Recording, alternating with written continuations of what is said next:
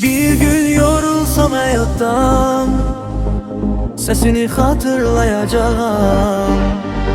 Karanlıkta yolumu assam, adını pıçıldayacağım. Çünkü sen, ümidim sen. Çünkü sen, nefesim sen.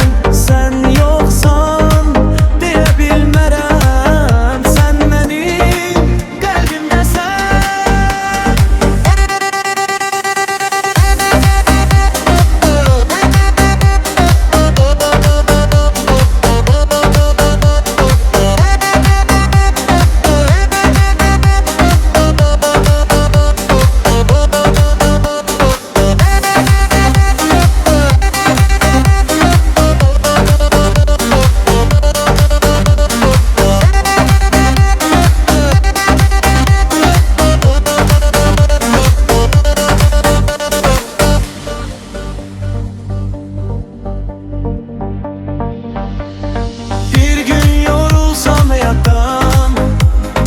Sesini hatırlayacağım.